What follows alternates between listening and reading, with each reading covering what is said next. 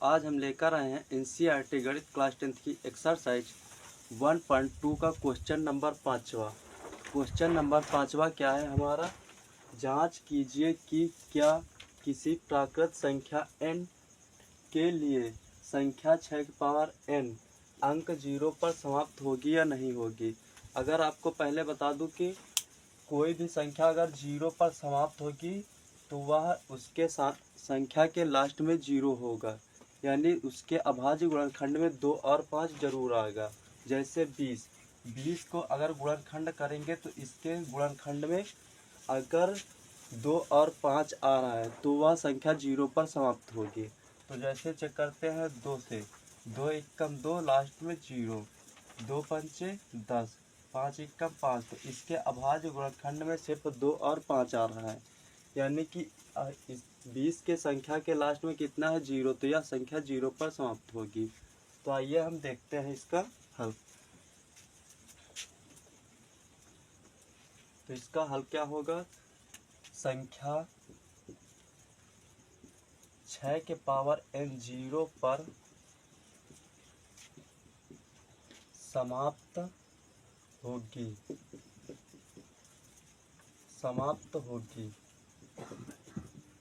संख्या 6 की power n 0 पर समाप्त होगी, यानी कि जब 0 पर समाप्त होगी तो वह 2 और 5 से भाज्य भी होगी।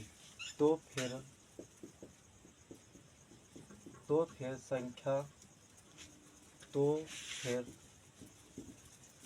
संख्या 6 के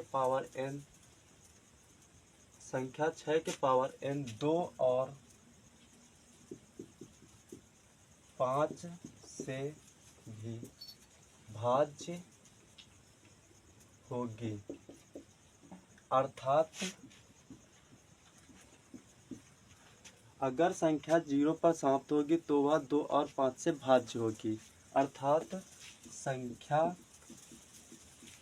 6 के पावर n के अभाज्य गुणनखंड में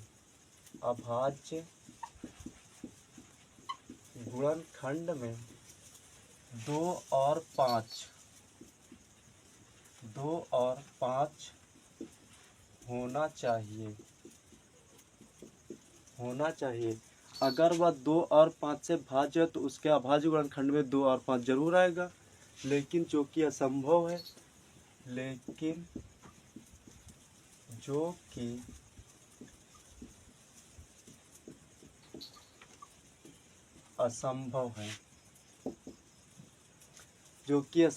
संख्या 6 के पावर n के अभाज्य गुणनखंड में संख्या 6 के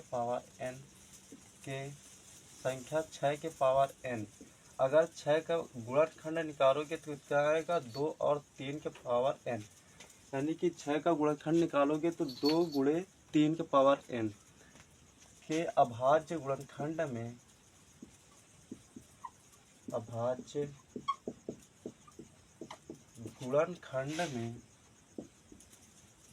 केवल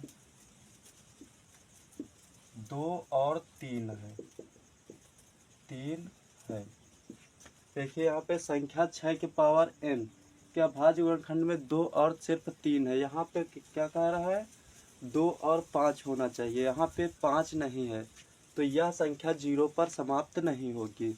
यहाँ क्या होगा, इसलिए संख्या 6 के पावर n अंक 0 पर समाप्त नहीं होगी। ये था हमारा क्वेश्चन नंबर 5। क्वेश्चन नंबर 6 कह रहा है कि व्याख्या कीजिए कि 7 गुणे 11 गुणे 13 प्लस 13 और 7 गुणे 6 गुणे 5 गुणे 4 गुणे 3 गुणे 2 गुणे 1 प्लस 5 भाज्य संख्याएं क्यों हैं। तो क्वेश्चन में दिया गया है कि ये जो संख्याएं दी गई हैं ये भाज्य संख्याएं, लेकिन कैसे हैं ये हमें सिद्ध करना है। तो आइए हम देखते हैं। तो संख्या कौन सी है, पहली 7 गुणे 11 गुणे 13 प्लस 13, एक ये संख्या दी गई है, और दूसरी कौन सी है, ये वाली। तो इस वाली में देखते हैं। तो इस वाली में देखेंगे तो 13 हमें यहाँ पे क्या मिलेगा, कॉमन।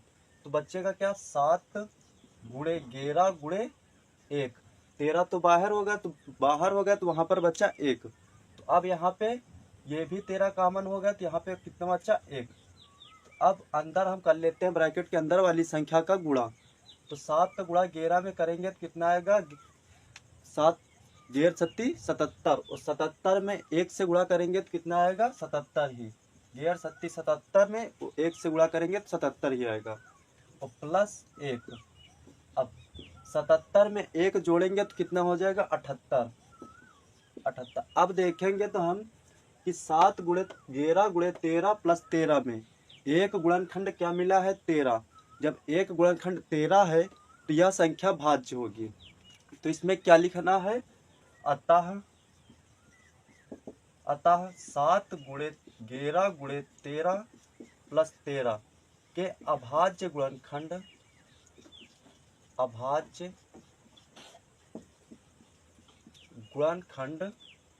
1 से अधिक है, 1 से अधिक है। अब यहाँ पे देखेंगे तो यहाँ पे 13 गुणनखंड निकला, यानी कि 1 से अधिक है। तो यहाँ पे अतः इसलिए यह संख्या क्या होगी, भाज्य होगी। इसलिए यह संख्या भाज्य होगी। इसी तरह इस वाली संख्या का भी निकालेंगे कि भाज्य कैसे है। तो आइए हम देखते हैं। तो ये वाली संख्या क्या है, 7 गुणे 6 गुणे 5 गुणे 4 गुणे 3। इसी तरह इस वाली संख्या को भी निकालते हैं। तो ये इसमें क्या है, 7 गुणे 6 गुणे 5 गुणे 4 गुणे 3 गुणे 2 गुणे 1 प्लस में 5। अगर इस संख्या में देखेंगे तो यहाँ पे हमें मिलेगा 5 कॉमन। तो यहाँ से 5 ले लेते हैं कॉमन। तो यहाँ कितना बचा, 7 बचा, 6 बचा, ये 5 बाहर होगा तो यहाँ पे बचा 1। 4 गुणे 3 गुणे 2 गुणे 1, तो ये भी 5 बाहर होगा तो यहाँ पे बचा 1। अब अंदर वाली संख्या का कर लेते हैं हम गुणा। तो यहाँ पे क्या होगा, 7 का गुणा 6 में करेंगे तो कितना होगा, 7 42, 42, ये हो गया 42। अब यहाँ पे सिर्फ इतने का हुआ। अब इसका गुणा करेंगे तो कितना आएगा, 4 तेई 12, और 12 दूना 24, तो इसका कितना हो जाएगा 24, और प्लस में कितना है 1। अब यहाँ पे 24 और 42 का गुणा करते हैं तो कितना आता देखते हैं। 42 और 24 का क्या करना है, गुणा। तो 4 का गुणा 2 में करोगे तो कितना आएगा, 4 दूनी 8, तो 4 चौके 16, 2 दूना 4, 2 चौको 8। तो अगर जोड़ेंगे तो कितना आएगा, 8 6 4 10, 10 का 0, 8 1 9, हासिल 1 10। तो यहाँ पे कितना निकला, 1008 प्लस 1।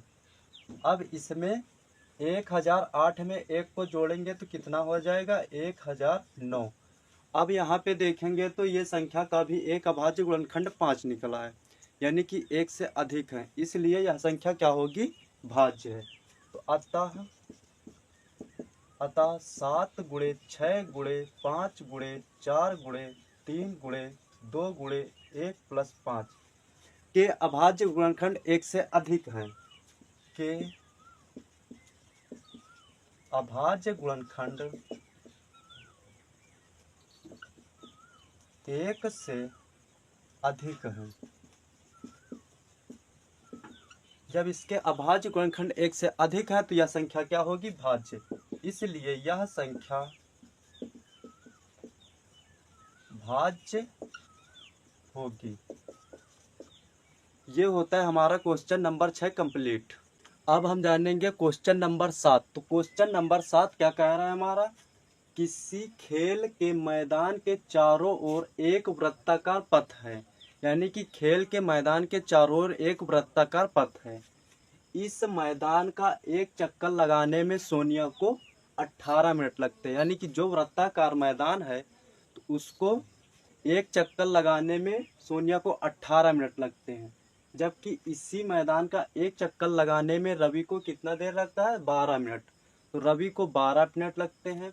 मान लीजिए कि वे दोनों एक ही स्थान और एक ही समय पर चलना प्रारंभ करते हैं। सोनिया और रवि एक ही समय और एक ही स्थान से चलना प्रारंभ करते हैं तो कितने समय बाद वे दोनों पुनः प्रारंभिक स्थान पर मिलेंगे। हमें क्वेश्चन में दिया क्या गया है, सोनिया को एक चक्कर लगाने में सोनिया को एक चक्कर लगाने में 18 मिनट लगते हैं। तो ये हमें लिखना पड़ेगा। क्या लिखा जाएगा, सोनिया को एक चक्कर लगाने में 18 मिनट लगते हैं। 18 मिनट लगते हैं। और रवि को कितना लगता है, और रवि को एक चक्कर लगाने में 12 मिनट लगते हैं। तो रवि को एक चक्कर लगाने में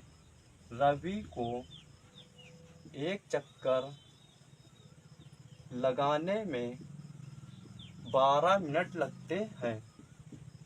12 मिनट लगते हैं। अब यहाँ पे क्वेश्चन में दिया गया है एक ही समय और एक ही स्थान पर चलना प्रारंभ करते हैं, यानी कि यहाँ पे हमें निकालना पड़ेगा एलसीएम। तो सबसे पहले हम करेंगे गुणनखंड। 12 का गुणनखंड करेंगे, 2 से काटेंगे तो 12 कट जाएगा क्योंकि ये एक सम संख्या है। तो 2 से काटेंगे तो 6 बार जाएगा, 2 को 6 से काटेंगे, 6 को 2 से काटेंगे तो 3 बार जाएगा, 2 3 6। 3 को 3 से काटेंगे तो 3 एकम 3।